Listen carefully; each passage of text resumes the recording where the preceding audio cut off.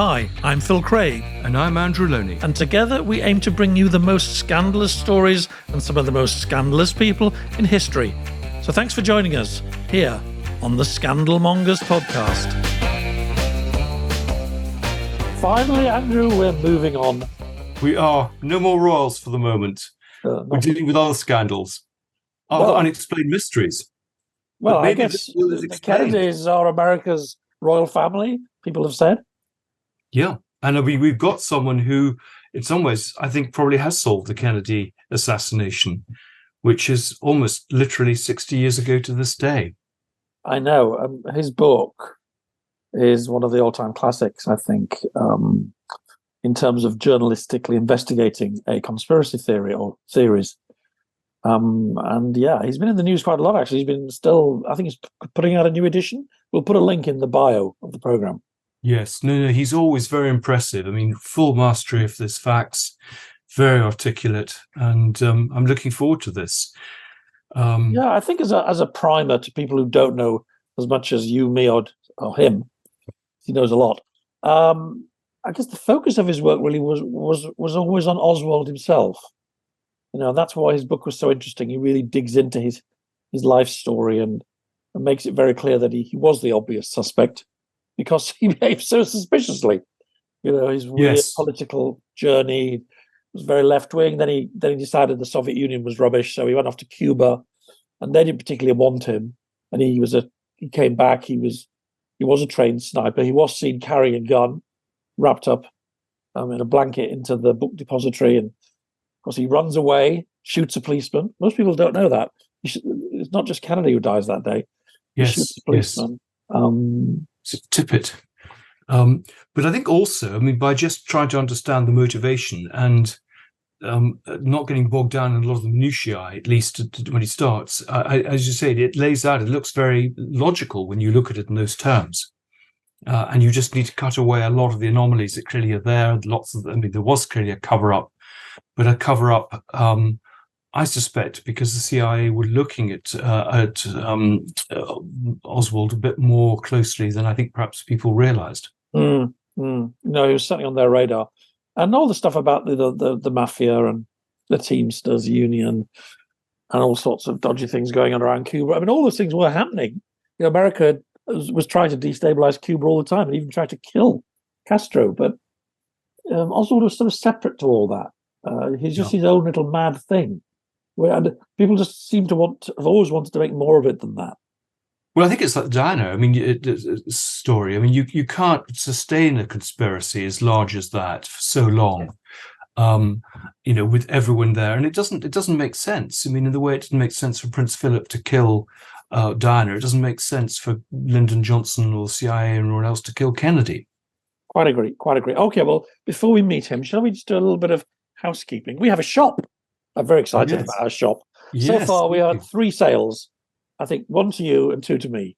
Well, what are we selling? We're selling some very good things for Christmas. Well, if you're interested, anybody listening or watching, we have a Scandal Mongers shop now. It'll grow over the coming weeks, but there's some interesting things on there already. You can find it at Etsy. Again, we'll put the link in the bio of this program, and also on TikTok. And talking of TikTok, it's been our best week ever on TikTok. I know Andrew doesn't know what it is or has never looked at it, but I do little clips from the shows. And last week's with Michael Cole, it's the first time we've had 100,000 views on TikTok. Gosh. And like a gazillion comments. People get very angry. Not everybody agrees with Michael or each other, but it's a lively community. And we're really, quite a few people then come across, because I see in the comments on YouTube, people have found us on TikTok and then come across to watch the whole show. Good. So that's all good. Well, we want to create a discussion. I mean, we are putting sometimes provocative people up who perhaps go against the grain, because I think we have to hear all sorts of views. And then, of course, people can respond to those views as they have been, clearly. Indeed, they have. Okay, so contain your excitement and don't rush off now and buy a hat or a T-shirt, but maybe do, or a mug. We love our mugs. By next week's program, we should have our mugs in our hands so we can show them off, wave them at the camera. And maybe our T-shirts. I mean, our catchphrase really is, are you feeling scandalous? Yeah, I quite like nobody needs to know, but there's a whole range of them. And if anybody's listening and watching wants a particular slogan on a mug or a T-shirt, let us know. It's quite easy to do. You just put it in the shop and you can buy it. And how are our stats looking? I mean, have we been bringing in new listeners from the Pacific or anywhere else? Well, we're still in the lower reaches of the chart in Scandinavia. We seem to can do no wrong. Finland, Sweden, Norway.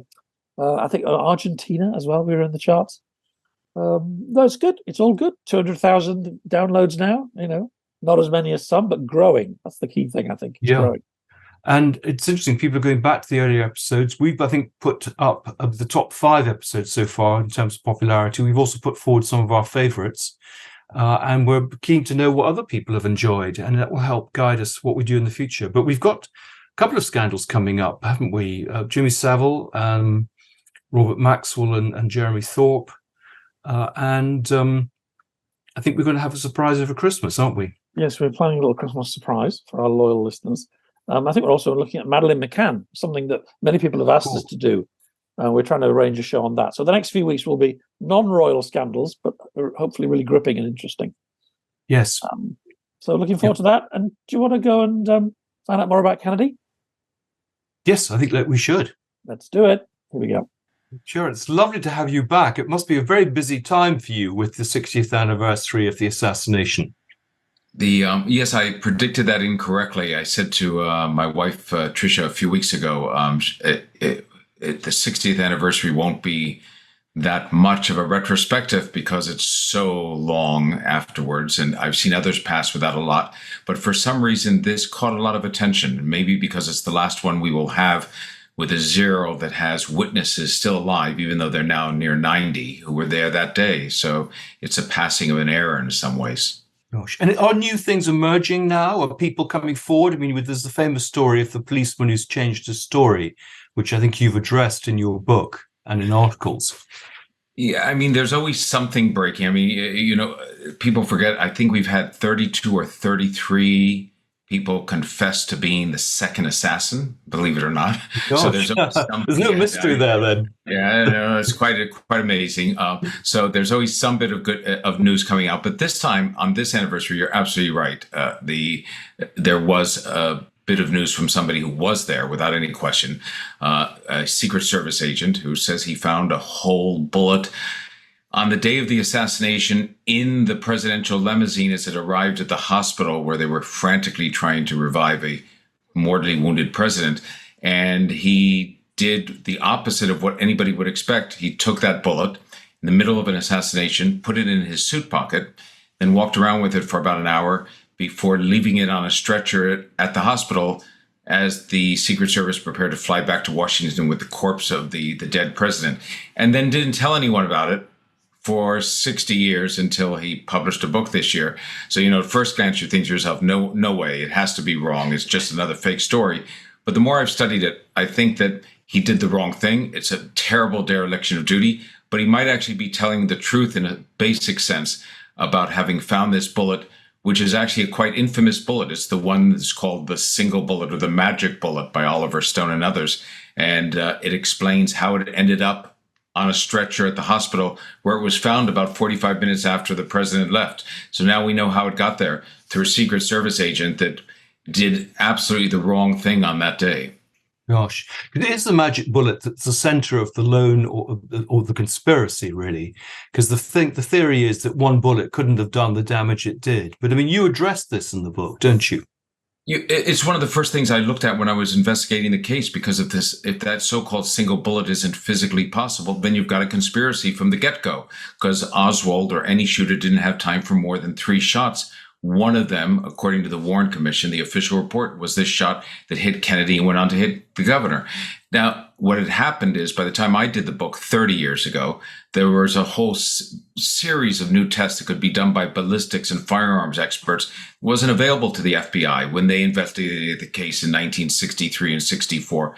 And those new ballistic tests show you exactly how the single bullet happened. They reproduce that type of bullet all day long, a bullet that's slightly damaged going through 2 corpses the size and weight of the president and the governor.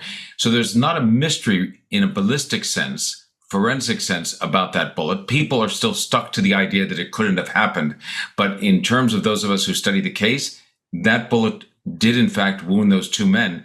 The real point is it doesn't tell you anything more about the case. It just says that one shot fired by an assassin that day from behind the president wounded both the president and the governor. But it doesn't tell you who the shooter was. It doesn't tell you if there was a conspiracy. It doesn't tell you if there were other shooters at Dealey Plaza.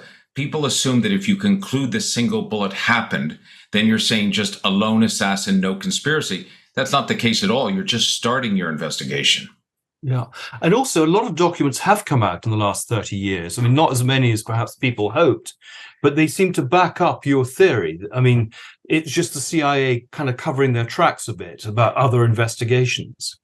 Yeah, but, holding back on documents is the same thing. If there was a major conspiracy theory, let's say in the UK about 7/7 or some such thing, and the government had an official panel, and then they sealed tens of thousands of documents about it, the British public would think they're hiding something. And that's what the American public thought. They said, why are these documents sealed for so long? And I think it's been a disgrace that they are.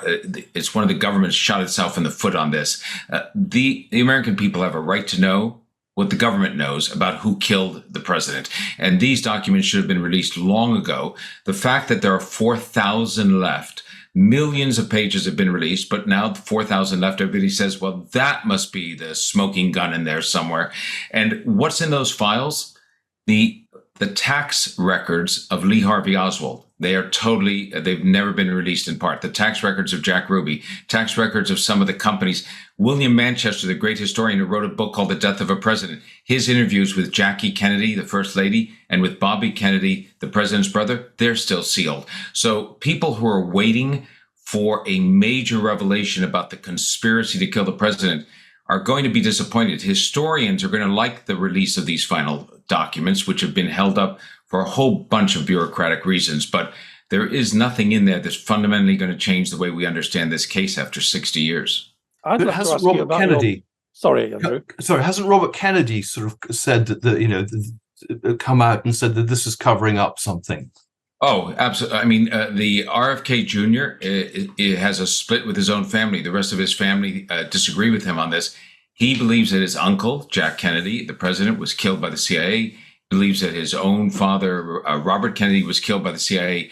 He has a sort of grand Byzantine plot that rivals Oliver Stone in terms of its complexity, involves hundreds of people, in the government being able to pull this off. And it's interesting because he's been given a pass on this by the New York Times, the Washington Post, and others. I've talked to some of the reporters there who have covered the case because they know it's personal with him. They haven't taken him to task and shown how far out on the ledge he is in terms of some of his theorizing and how much of it's been disproven, because it is a personal issue. If he became president, it would be quite different. Yeah. Sorry, Phil, I should let you have a chance. No, I'd love to listen. I was just thinking of your own book, and that, in the story of it's at the midpoint, isn't it, of the story of the Kennedy assassination and the theories about it. I remember reading it 30 years ago and being incredibly impressed, because I think, like everybody else, I was just aware of Jack Ruby, and there was lots of shooters that kept popping up, and the famous Onion parody that he was killed by the Teamsters and the FBI and Martians. But I sort of guess I just thought must be something to this. Your book, coldly, cleanly, and very persuasively knocked it all down. But you've also spent 30 years now defending that book, because a lot of people have stood up to say, oh, yeah, that Posner guy, he's part of the conspiracy himself. During that time... You're a CIA agent, aren't you? Yeah, I must be CIA asset. But I mean, during that whole 30 years defending your own work, have any of these critics said anything that's made you think, actually, there is something there that I don't quite understand, or contradicting what I thought I knew at any stage?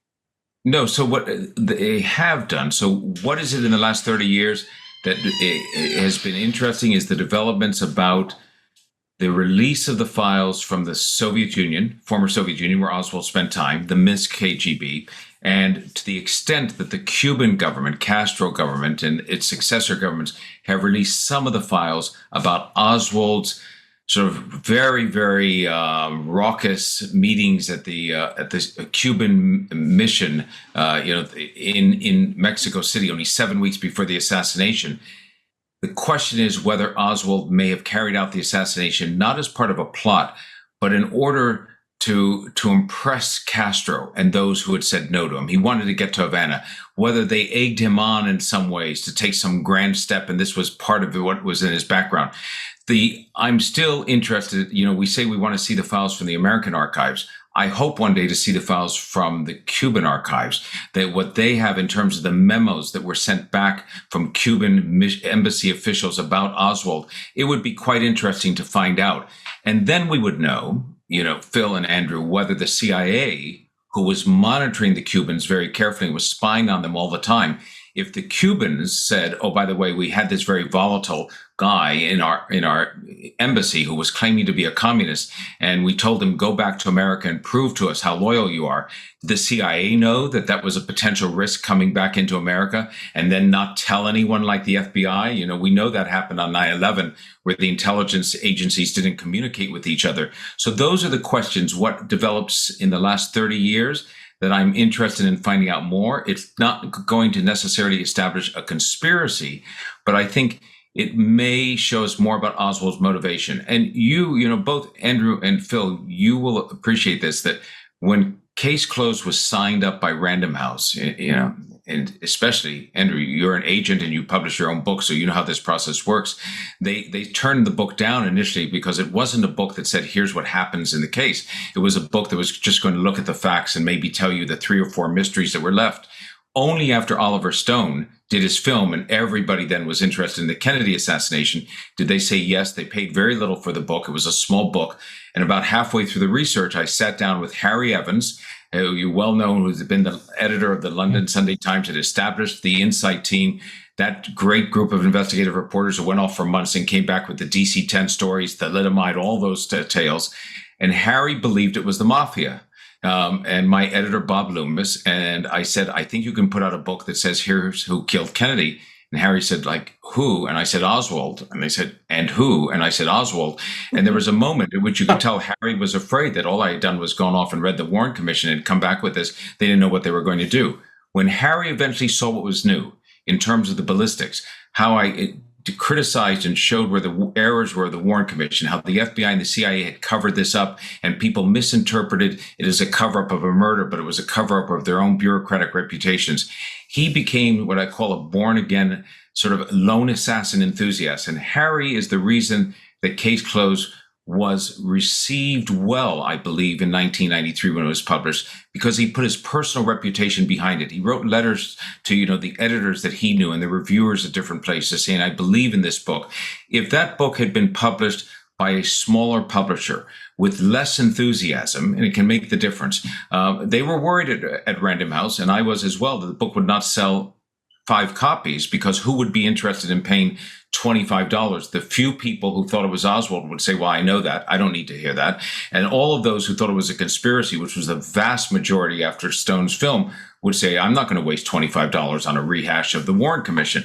Only when they realized it was new. So I look back on that period and you realize after 13 books now, I know the difference between a publisher who publishes with vigor and enthusiasm and one who doesn't. And I must say that Random House got behind that book. And as a result, by the way, for a sidelight, Harry Evans has been accused of being part of British intelligence by some of the conspiracy theories. And Bob Loomis, my editor, so have I. Bob Loomis has been accused of being a member of the CIA. And so that's how it must have all happened. So for people who don't, you and I and Andrew know a lot about this story.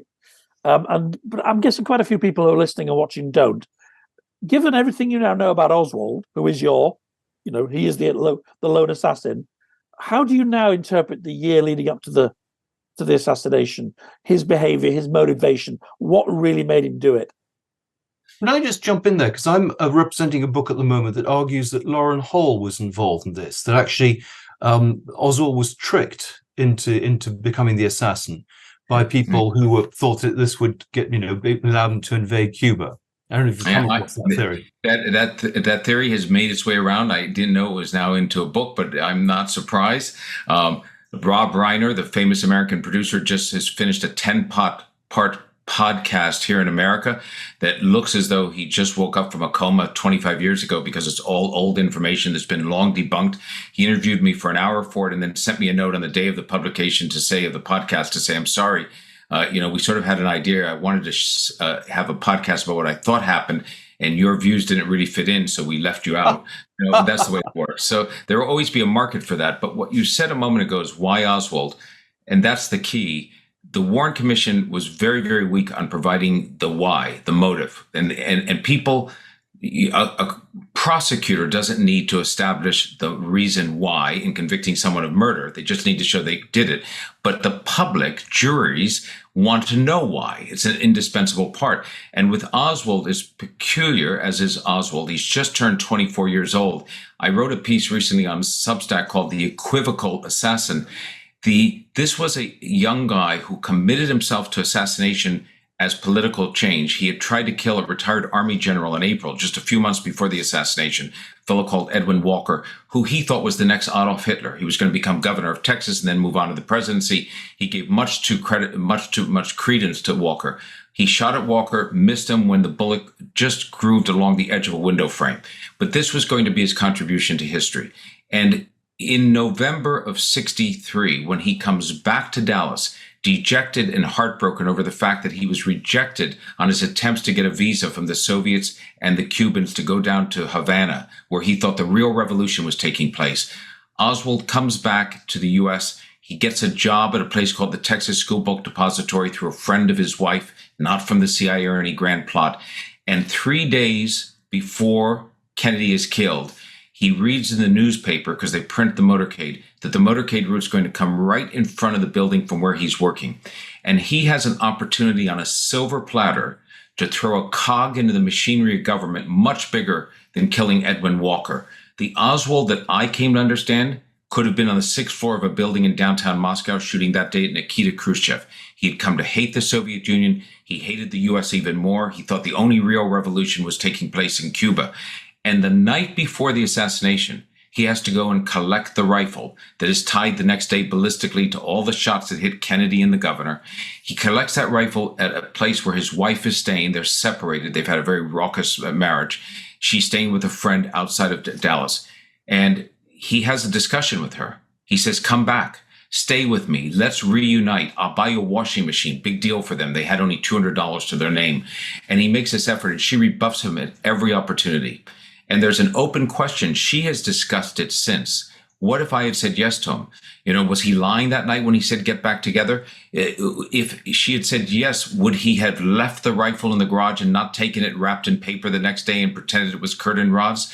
It's hard for us to imagine that history, momentous history, could change on the whim. You want to think that an assassin is a dedicated zealot, like the murder of the Archduke to start World War I, or Bobby Kennedy's assassin, Sirhan Sirhan, who was writing in a diary every day, Bobby Kennedy must die, RFK must die, RFK must die.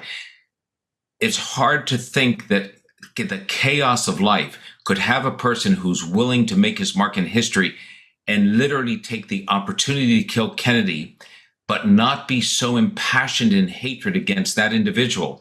And that's Oswald. That's the odd part of explaining this case in him. It's a mixture of political beliefs, strange political beliefs, mixed with an odd personality, and possibly even whatever's going on in his private life, just trigger him to go for it. His wife that night when they were sleeping together, Marina, Russian wife who had brought over, she recalled and testified at the time that she put her leg out to his in the bed they were sleeping in, and he forced it away with this ferocity that she thought, he's in a mean mood. When she woke up the next day, he'd already left for the Texas School Book Depository. She didn't see it right away, or she would have been nervous. There was like $187 on the dresser. That was most of everything they had. And he had taken off his wedding ring and left it there for the first time. What's also interesting about Oswald, we have to remember, is that when the assassination takes place, there are people that say he's a complete patsy. He wasn't even there. He must have been on the lunch floor. He didn't know what was going on. He was framed. So what does he do? This man who supposedly was just a patsy, an innocent person, didn't know what was happening. When the assassination takes place and the word spreads, he is the only one of all the employees who leaves the building, walks out the front door. He gets in a taxi for the first time in his life. He didn't have enough money to take a taxi. He's in a rush to get somewhere, but there's so much traffic, he gets out and takes a bus, goes to his rooming house where he's staying with these other guys and gets his pistol, changes clothes, and then he's walking quickly to a location that only he takes to the grave with him. And he is stopped by a Dallas policeman. There were 4 or 5 young men stopped that day in the aftermath of the assassination based on an all-points bulletin from a witness who had seen Oswald do the shooting. Mid-20s, brown hair, Caucasian. And for some reason, Oswald seemed suspicious enough to this policeman to stop him. But the policeman did not call into the station that he had stopped a suspect, which means it was just something odd about him. He gets out of the car, the cop, he doesn't take out his gun, and Oswald takes out his pistol and shoots him dead in front of a dozen witnesses. No question, the ballistics tie it. And then he tries to get away, ducking into a theater a little ways away, hoping that he will be missed. But somebody follows him and they're able to identify him. So all of the idea that this fellow was just an innocent person who somehow got framed by the operation, if you look at his actions after the assassination, they are the actions of flight. They're the actions of somebody getting away. And whether you want to say he just brought in the assassination rifle, or he knew about the plot, or something was going on, this is the fellow who's running after it, where it's trying to get away, kills a policeman, and then gets caught. There's just been a documentary here, which I don't know if it's been shown in the States, with the doctors in the trauma room. And they make the case that he was shot in the front rather than the back. It's just unbelievable. You're right.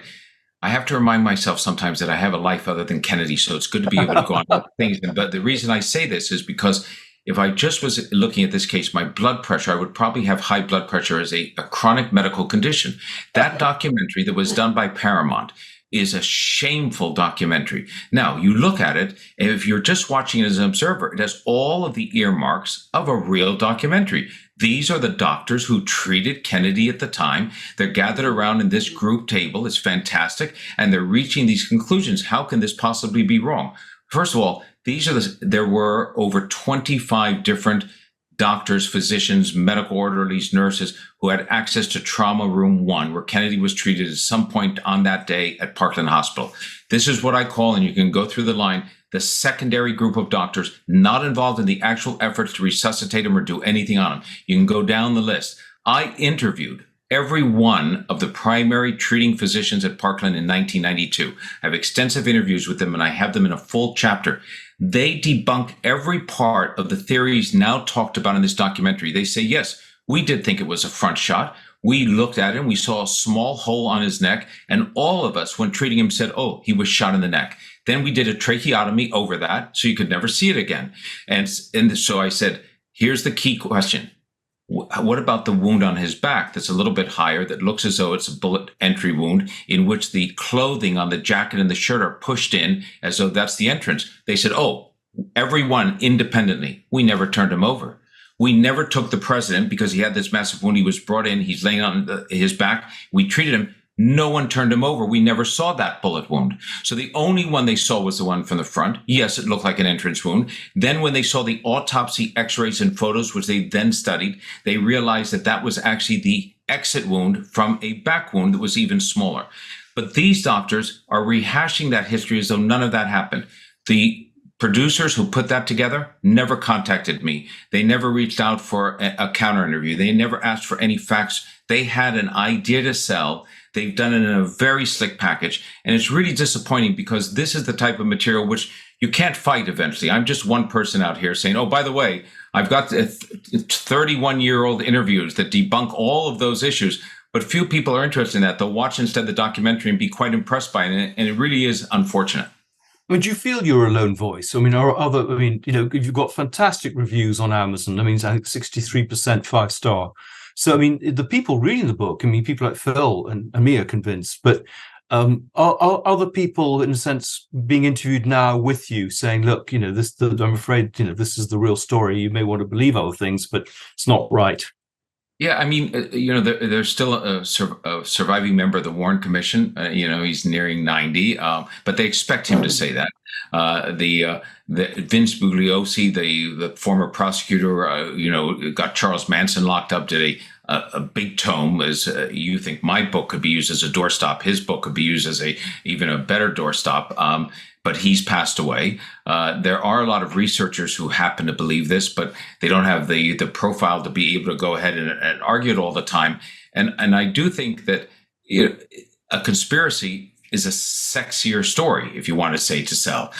You've got a reason to say, oh my God, you're kidding. They had an Oswald duplicate. They did what? Oh, they had 6 assassins there. One was firing from the sewer. It's a much better sell than coming back and saying, well, oh, by the way. It's human nature, isn't it? I mean, we talked a lot about Diana recently and her death, and several people have said it's just so mundane and so kind of inconsequential that somebody as important as that could die in a drunken car crash for going too quickly. But even though we all know those sort of things happen every day, but given the size of the impact of her death, and perhaps the same is true with Kennedy, it's such a big event. It can't just be one person, can it? You're right. We want something. A conspiracy makes you feel better somehow about the death of a famous person. It's terrible to think that chaos exists. That's the way the world works. And on Diana, 2 years after her death, on the 2nd anniversary, Tina Brown was launching Talk Magazine, the short-lived Talk Magazine. And she came to me and she said, for the premiere issue, I want you to reinvestigate, what happened in Diana's death. Tina was suspicious about whether there might have been a plot or something like that. So I said, Tina, the problem is I'm the person who thinks Lee Harvey Oswald alone killed Kennedy. And she said, that's why you're the perfect person for this. You understand, Tina had a great idea of how to get headlines. If you come back and find there's something foul, my God, it'll be great. So I spent 2.5, 3 months, long before that magazine. My wife, Tricia, we went over to Paris. We were in London. We met with all the paparazzi, went through files. And in the end, I found a lot of things that were wrong in the French investigation and what went wrong. And I found a national security agency, an NSA recording of Diana at the Brazilian embassy here in Washington, good things like that. But my bottom line was car crash. Tina was so crestfallen that I came back with a car crash. So I didn't. Okay, well, the one thing that everybody says, and this is, I think, is the moment when it really did appear to the world, even then, to be something massive, is when Oswald he's been marched out of the prison 2 days after being arrested, I think. And then this guy, Jack Ruby, all sorts of dodgy underworld connections, runs nightclubs, steps forward and kills him. And then that single fact in front of live TV cameras as well, I think made a lot of the people in the world susceptible to a conspiracy theory. But you've written about him on Substack. I read your piece recently, that how random it was. And he actually wasn't even, it was quite a fluke that he even encountered him on that day. Yes. So the thing is, you're absolutely right that if you say to me, what's the single reason, there are a lot of reasons, but the single reason most people are suspicious about the case, it's this reason I was suspicious about it. I used to think it was probably the mafia because of Ruby's murder of Oswald. You have to say, if you have an assassin of a national leader put into custody and 2 days later killed by someone who looks like, they were in central casting for a mafia movie or that, you would be a fool not to think something was wrong. It looks like the silencing of the assassin until you get into the details. And you're right, Phil. The problem is that Jack Ruby, his motivation, how he ends up there on that Sunday shooting at Oswald, is not easily encapsulated in a soundbite. So when people say, I'm on a national program and I'm on the Today Show on NBC, and they say, so tell me about Ruby. How did that happen? It's not a soundbite answer. And so it's a difficult process to explain because you have Oswald tough enough to explain to people. And then you have Ruby afterwards. And although I do think that they are completely independent and I understand now how they happen, I also understand why people instinctively believe there has to be something else there because of Ruby's murder. If Oswald had gone to trial... What's your sort of one paragraph Ruby explanation as to how that happened? Ruby gets worked up over the weekend by his sister and by others that he talks to. He comes from a rough and tough world in which he's his own bouncer at his club. He carries a gun all the time. And he comes to believe by Sunday, he's not going to act on it, that Oswald would be better off if somebody did shoot him, in fact, because that's what Oswald deserved.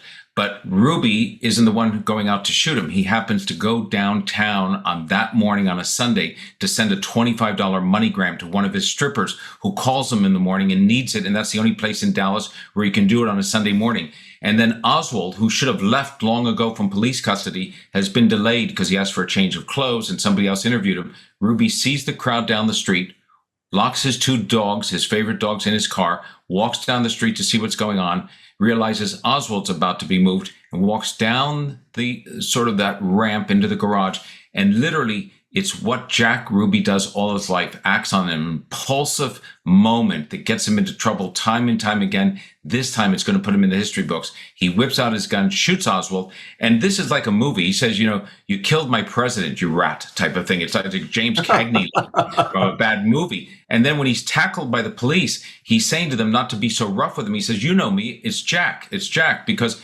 he thinks he's going to get convicted at the very worst for a crime in Texas at that time called murder without malice. It's a very Texas crime, right? Murder without malice. I like it. And I'll remember to plead that. No, I know. And that crime would have put him away for 5 years maximum. And for Jack Ruby, that was worth the chance. One last quick thing on Ruby. We forget 60 years later, in that first weekend, how much public opinion thought the assassin had been caught. When word spread out onto the street, there was a crowd of a few hundred people in Dallas waiting to see Oswald transferred. When the word spread that he had been shot, they didn't know if he was alive or dead. There's a local news crew filming it at the time. The crowd breaks spontaneously into applause and cheers. It's such a chilling moment to see this crowd waiting for the transfer of Oswald and then cheering the fact that he's been shot. So Ruby is playing to what he thinks is that element. Years later, or, in his defense, he would say, I wanted to spare Mrs. Kennedy coming back for a trial. All of that, I think, was made up. Jack Ruby, in his tough world, thought that this would be something he'd be clapped on the back for and been named a hero. Oswald had stained history in Dallas. He was going to take that stain away. Gosh, because I saw there was a Gallup poll that said something like 65% of Americans still believe that there was another assassin. I mean, it sounds like, it's very difficult to change the gauge on this. Well, Andrew, here's the good news. I mean, people, would say to me, aren't you disappointed in that? And I say, no, I guess I have a glass half full view, which is that after Stone's film in 1990-91, the number of people who thought it was a lone assassin went to 6% in national polls. So it was gone. There was nobody who believed it. When we came out with Case Closed in 93, people thought I had landed on a spaceship from some other planet and was suggesting that Oswald alone might. So the fact that a third of Americans today, 60 years later, have come to the simple conclusion on the case, there's been no deathbed confession, no great documents have come out that show that it was a conspiracy. I'm heartened by the fact you're never going to have complete agreement on this. I get that. You're always going to have a lot of people who think in a day and age in which we're more conspiratorial than ever on many subjects, many people are going to think it's a conspiracy who don't study it or believe false information or outdated facts. So that I get, probably even a majority. But the fact that a third of Americans now can conclude it's Oswald, that's pretty good by the standards of what I looked at. It means there's a tremendous market still for Case Closed among the doubters. Exactly. And has Oliver Stone changed his views? I mean, have you ever had a conversation with him to say, actually, I regret doing that film? Oh, no. As a matter of fact, if anything, he would, I'm sure, double down. He's never agreed to have a discussion with me. I've tried any number of times. And at one point, I wrote a piece for the New York Times Magazine about new information that had come out about the Garrison trial, which was the district attorney in New Orleans who he had based his film on, Kevin Costner. And he wrote a very nasty letter to the Times saying, it's very convenient that people who have the official explanation, like Posner, get access to the New York Times, but I'm unable to be able to, some of my things. So he must think in some way that I'm part of. You have to view it from his paranoid view. Stone comes out with a film that says it's this massive conspiracy, and then the government passes a law that says let's release all the Kennedy files afterwards. They should have done that long ago, but the film did that. That's great. And then all of a sudden, as there's some steam building for investigating the case, along comes this Johnny come lately, me with no reputation in the assassination. I've never before studied it or written about it. I publish a book that says it's Oswald, concluding that after all my research. That book is widely received and praised from the New York Times to the Washington Post, and then is a finalist for the Pulitzer. In Oliver Stone's view, and in the view of many of the conspiracy theorists, the New York Times, the Washington Post, other major American media had failed to adequately investigate the case. They had accepted early on the conclusion that it was Oswald. And then as the case was heating up, along comes a reporter like me who says, by the way, it is Oswald alone. And they all embrace that because it lets them off the hook. They say, thank goodness you said that because we really don't have to investigate the case. And that's all part of the cover-up. And either I must be a complete dolt and fool to have bought the cover up, or I'm some clever asset for the intelligence agencies, killing the possibility of a theory. And I was amazed at that. Look, I've written about Nazi war criminals and Chinese triads and about the Saudis and 9/11.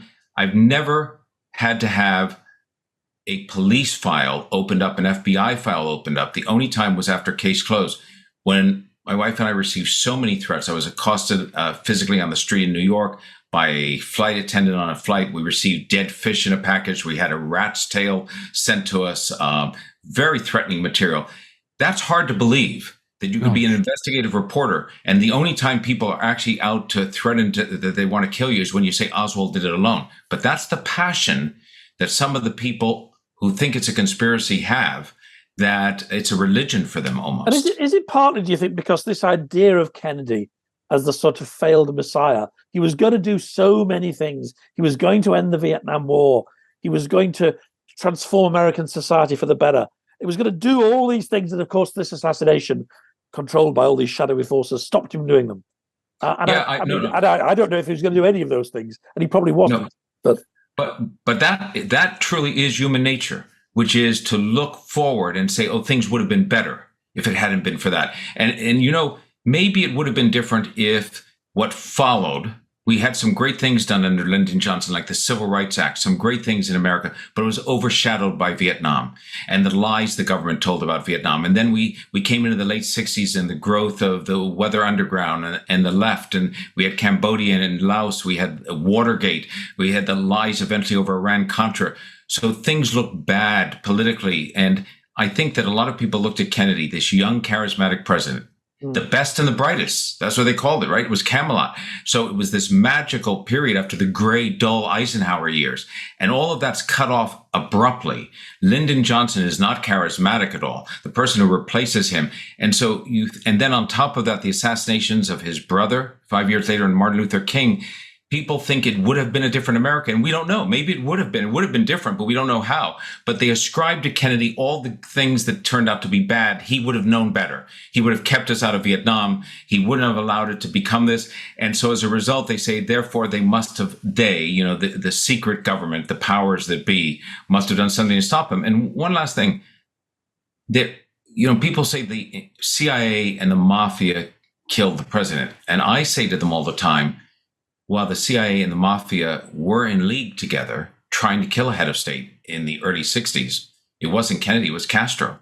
And they were the Keystone Cops. They couldn't even wound him. They tried 9 times. They failed to even once, get close to killing him. But somehow we're to believe that the same people who were inefficiently trying to get Castro turned it all around and pulled off the perfect crime in Dallas.